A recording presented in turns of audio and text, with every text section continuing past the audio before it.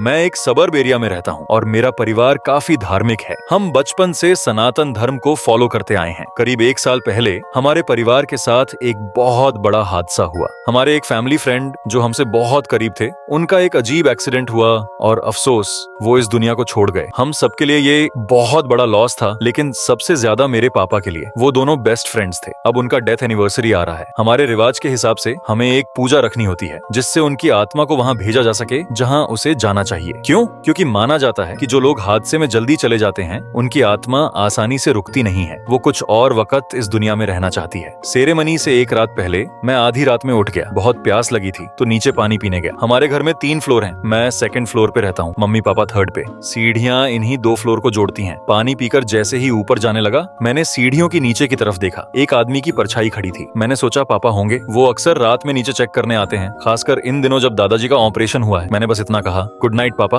पर जब वापस अपने कमरे में आया और लेटा तो मुझे अजीब सा लगा। कुछ ठीक नहीं लग रहा था। थोड़ा सोचने पे ध्यान आया। जब मैंने उन्हें गुड नाइट कहा तब उन्होंने कोई जवाब ही नहीं दिया, बस चुपचाप खड़े थे। तब मैंने सोचा शायद उन्होंने सुना नहीं या बहुत थके हुए होंगे इसलिए रिएक्ट नहीं किया। मैंने ज्यादा नहीं सोचा और सो गया। अगली सुबह जब नाश्ते पे गया तो देखा पापा टेबल पे बैठे थे। मैंने कैजुअली पूछा, पापा आप कल रात नीचे आए थे? पापा ने मेरी तरफ देखा और बोले, मैं नीचे नहीं आया, कल रात तो मैं काम में बिजी था। ये सुनते ही दादी जो पास थी उन्होंने हमारी बात सुनी और उनका चेहरा एकदम बदल गया। बहुत सीरियस होकर बोली, शायद वो आत्मा थी, हमारे वो दोस्त, शायद हमसे कुछ कहना चाह रहा था। लेकिन फिर उन्होंने कहा, हम उसके वजूद को एक्सेप्ट नहीं कर सकते, क्योंकि जो लोग अचानक चले जाते हैं वो अक्सर किसी ऐसे को भी ले जाते हैं जिसे वो सबसे ज्यादा प्यार करते हैं। ये सुनकर मैं बहुत उदास हो गया। फिर मैंने दादी को पूरा किस्सा बताया जो रात में हुआ था। उन्होंने गहरी सांस ली और बोली, शायद उसने सोचा तुम किसी और से बात कर रहे हो, तुम्हें भगवान से प्रार्थना करनी चाहिए और उनसे सुरक्षा मांगनी चाहिए। मैंने वैसा ही किया, लेकिन सच बताऊं अंदर से मैं इतना डर और गुस्से में था कि ठीक से ध्यान भी नहीं लगा पाया। अब तक सोचता हूँ अगर उस वक्त मैं ऊपर जाकर उस शख्स को ध्यान से देखता तो क्या होता। आखिर वो आदमी था कौन? वो आत्मा थी या फिर सब मेरी आंखों का धोखा था?